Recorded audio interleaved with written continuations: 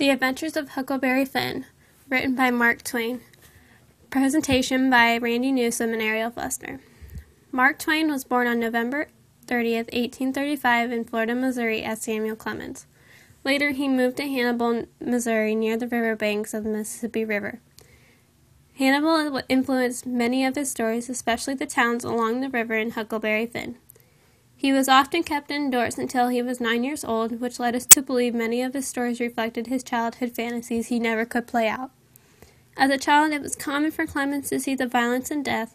For example, at 10 years old, he saw a slave die from being beaten with an iron, and his father died when Samuel Clemens was 12 of illness. Clemens became a river pilot apprentice where he earned the name of Mark Twain. Mark Twain means it's safe to navigate along the river. With him being a river pilot, he knew the surroundings and the troubles along the river and added them to. For historical influence, Huck Finn takes place before the Civil War, which was pro-slavery. Twain's reason for writing Huck Finn was to reach out to readers to see how slavery ideology changed people by changing Huck's point of view as going farther into his journey with Jim. The book exposes the hypocrisy of the South and racism. Twain based the values of society in his town of Hannibal, portraying the South as violent and corrupt. Jim Crow laws at this time were established and slavery had ended, but racism was still there. Jim was soon to be sold off for money, showing slavery truly never ended. The Missouri Compromise of 1820 was in effect at this time. This allowed people to claim runaway slaves, which was what Jim was considered as. During their journey, Jim and Huck run into men who are looking for runaway slaves, but Jim is able to pass along and not get caught. The story begins as Huck Finn, the narrator, is being taken care of by two sisters, Miss Watson and Widow Douglas. One day, his father came into town and says that he is able to take care of him. Pap, Huck's dad, had left Huck alone to survive on his own while he drank. Huck then decides that he was going to run away from his father. A few days later, Huck goes down the river escaping from his father's home. He reaches an island where Jim, Miss Watson's slave, who has also ran away because of his owner, is going to sell him off. At the time, Huck believed Jim was lower than him because of his race, but later changes his mind as they both build a friendship. On their trip down the river, they face many dangerous tasks. First, they come across a couple of robbers on a wrecked steamboat. Later, a thick patch of fog comes across, and they miss their exit to go down the Ohio River to reach the north. Instead, they head towards the south. They come across a couple of men who are looking for runaway slaves, but Jim is able to escape from being caught. The next night, however, Huck and Jim are separated by a steamboat accident, but soon are able to find each other. A few days later, they meet two men who say they are the King of England and the Duke. These men both cause trouble for Huck and Jim by selling Jim off to a local farmer. Huck is also able to find where Jim is at, realizing that the people who took Jim were Silas and Sally Phelps, Tom Sawyer's aunt and uncle. They mistake Huck for Tom, and he goes along with the mistake to get closer to Jim. Huck then finds Tom to tell him of his relatives. Tom agrees to help Huck rescue Jim and act as Tom's younger brother. Tom sets Jim free, and during the escape, Tom is shot. Jim sacrifices himself of being caught to help him. Later, Tom tells Jim that he has been free because Miss Watson has passed away. Huck, though, still afraid of going back to his father. That's when Jim tells Huck his father was the man in the river, and Huck, too, was now free. Characters. Huck Finn, the protagonist, had run away from his father down the river one day to escape the violence. He was a smart boy who knew how to survive on his own. He meets Jim, his old neighbor's African-American slave, on his escape. Before getting to know Jim, Huck was influenced by society, believing that slavery wasn't bad. Once getting to know Jim, he changes his thoughts on slaves and Jim himself. He thinks that they are just like whites and feels they should not be mistreated, even though this idea goes against society.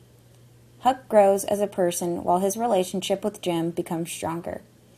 When Jim is sold to a farmer, Huck goes to look for Jim and gets mistaken as Tom Sawyer. He goes along and is able to free Jim. Later, Jim tells Huck that he has nothing to be afraid of anymore because his father was dead. Jim is an African-American man who was a slave to Miss Watson. He had run away from her because he had heard that Miss Watson was going to sell him, even though she had promised him that she wouldn't.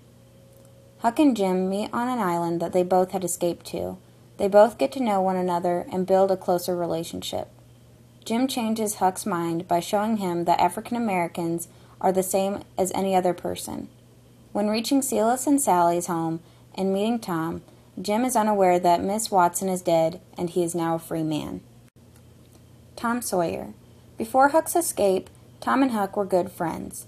When Huck returns, he meets Tom down by his aunt and uncle's home. Huck tells Tom that his relatives have mistaken him for Tom. Tom goes along with the mistake and says that he would act as if he were his younger brother Sid. Huck then tells Tom about trying to free Jim, and Tom agrees to help. They help Jim escape, but as they all tried to escape, Tom is shot in the leg. Later, Tom tells Jim he is a free man now because 2 months before, Miss Watson had died. Pap is Huck's father, who has been in and out of Huck's life. Pap is very rude to Huck by leaving him by himself and having Huck survive on his own. Later, he forces Huck to live with him even though he is an abusive drunk and Huck was better off living with the widow. When Huck goes missing, Pap believes Huck was murdered, but was more interested in getting Huck's money. Judge Thatcher was the local judge in St. Petersburg who looked out for Huck. Huck gives the money him and Tom had found to the judge in order for his father to not get his money. Widow Douglas and Miss Watson are sisters. Douglas takes care of Huck and feels that it was important for Huck to be educated and to know his facts to use later in life. Miss Watson was a strict woman and Jim's owner who had gone against her word and was going to sell Jim. The Duke and the King were poor con men who had met Jim and Huck along the river. They both had lied to them and tried to take advantage of both Jim and Huck. They joined Huck and Jim on their travel, forcing them to cooperate with their scams. Traveling down the river, the King and Duke caused trouble scamming towns out of their money, and in the end, they deceived Jim and Huck by selling Jim to get enough money for alcohol. As for setting, Twain sets up the setting as a parallel to his town Hannibal and the people's idea on slavery. Huck and Jim traveled to Tennessee, Arkansas, and Mississippi, which are all southern states which caused struggles for the two because of race. Missouri was considered a frontier state during the time of the book, therefore more exploration, like Huck, was more common. The Mississippi River was a major part of transportation. Huck and Jim go along the river going farther south. During this time period, the rich and the poor used the river to seek adventure. Some slaves, like Jim, used the river to seek freedom and to escape from their challenges they faced. Foster. Quest. Huck escapes from his father to get away from the abusiveness. He takes the canoe down to an island where he meets Jim. Jim had escaped to get away from being sold to someone else to be their slave. They decided to go north to have Jim become a free man, but in the end, they ended up in the south. But Jim was still considered a free man. Along this quest down the river, Huck and Jim establish a relationship that goes against society. Huck shows the reader that the color of one's skin does not matter, but the person inside of them does. Religion. Miss Watson and Widow Douglas talked to Huck about religion very often. Widow Douglas talked about the good in God and how he helps spiritually through rough times. As for Miss Watson, she believes God is not as good as Douglas thinks.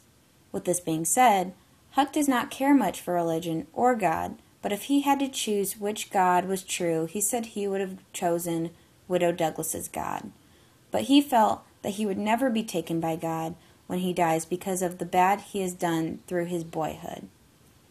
Huck also believes he will go to hell because of this past and for his internal conflict of deciding whether or not Jim should be free. And he believes Tom Sawyer would go with him and he was happy about that because they would be together. Christ figure. We viewed Jim as a Christ figure. Jim serves others throughout the story. He was always kind and put others before him.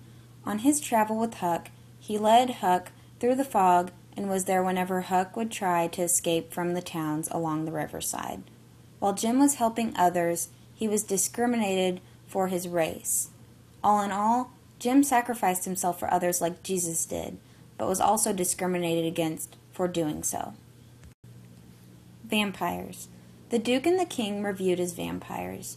They would constantly steal people's money or set up scams to get what they wanted. At one point, they tried to steal $6,000 from 3 orphan girls while acting like they were their long-lost uncles. They take advantage of others for their personal desires.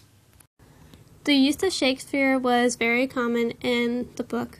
When Huck and Finn come to Bricksfield, the Duke and the King set up a play to recite Romeo and Juliet as well as Hamlet. The Duke and the King are terrible at reciting plays, but their motive was only to rob people of their money by doing the play. As for violence, Huck had an abusive father who he is able to escape from. Pap was a drunk and took his anger out on Huck while he was drunk. The Grangerfords and the Shepherdsons had hatred towards one another and gotten into a dispute for unknown reason, and many people had died in the families. With weather, a fog comes about while Huck and Jim are in the river. They are separated from one another, having to be on their own. The frog represents a white society trying to keep Huck and Jim apart from each other, while it is against society's thoughts of slaves and whites being together. But Huck and Jim are able to come about and escape from it and be together.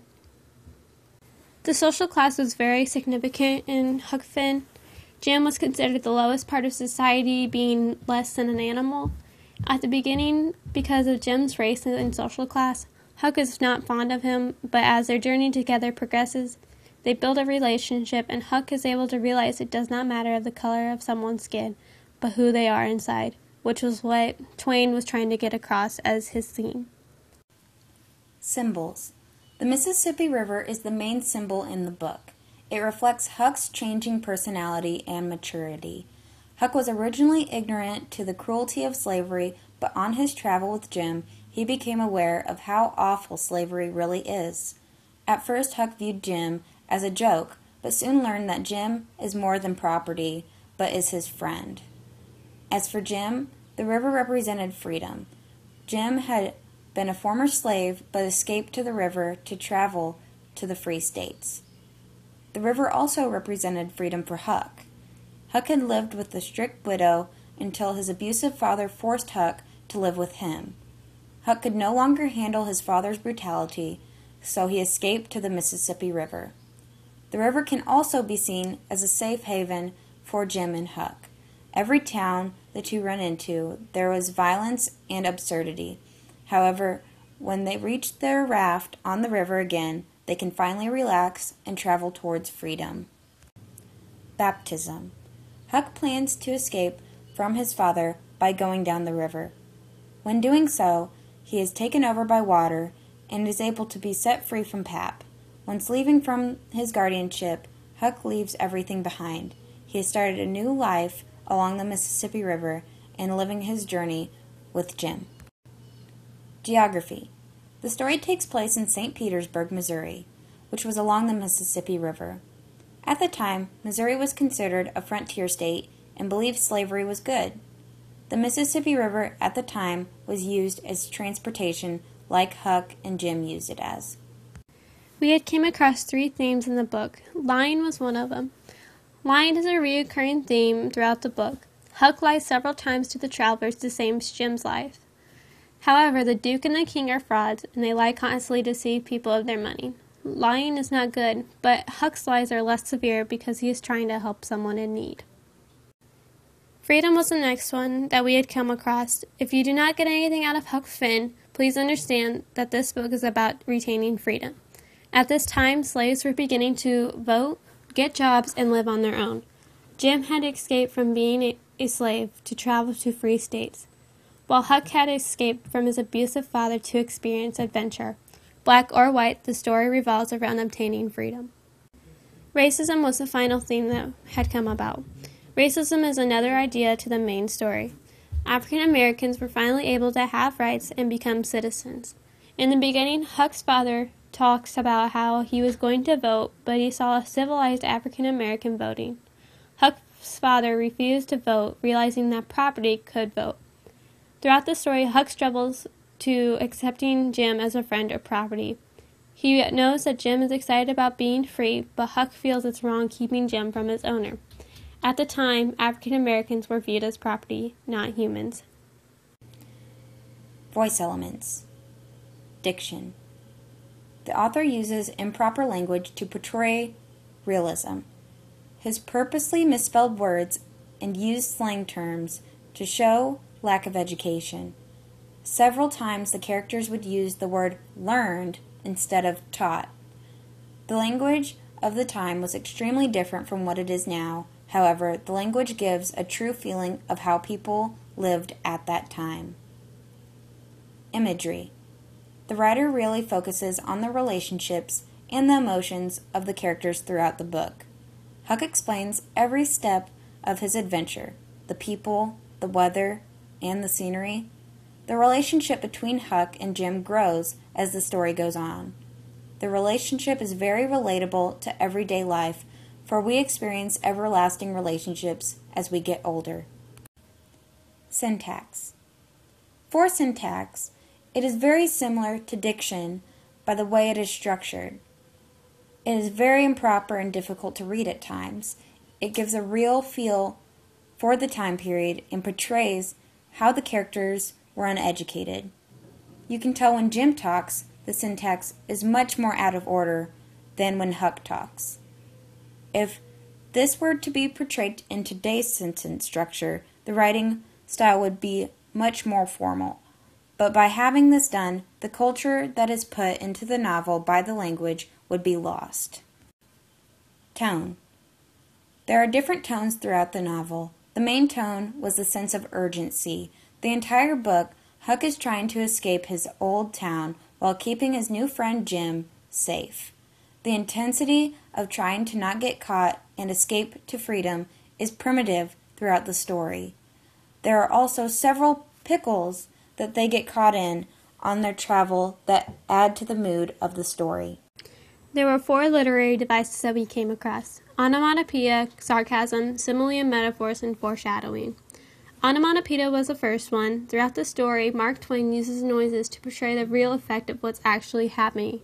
Most of the time along the river, the sounds were plunkety-plunk, plunkety-plunk. The second literary device was sarcasm. In the beginning, Huck's father is talking about the government and how freed slaves are receiving rights. He disagrees with the idea and he says, "Oh yes, this is a wonderful government, wonderful." He used the saying of the government is great when he truly thinks it's awful. The next literary device is simile and metaphors. Many of the times in the story, similes and metaphors are used to depict true pictures of Huck's adventure. When he meets a beautiful young lady, he usually compares her to something else that is considered beautiful. When he visited the circus, he can describe the circus woman by saying, "And she is looking like the most loveliest parcel," on page 111. Foreshadowing was the last device and was one of the most important throughout the novel. On the night that Huck's father returns to St. Petersburg, Huck goes to Jim to talk to him on what may happen with Pat while he's in town. Jim talks to the hairball, which he believes in superstitions. He talks to the ball and tells that Pap is in great danger of dying in water. Later, while Huck is on Jackson Island, he finds a man shot dead floating in the water. Huck does not know who he is, but he wonders about it on his journey. At the end, Jim tells Huck that the man in the water was him. Jim's superstition in a way came true like a fortune teller. Jim was able to tell the future about Jim's father, and now Huck was free.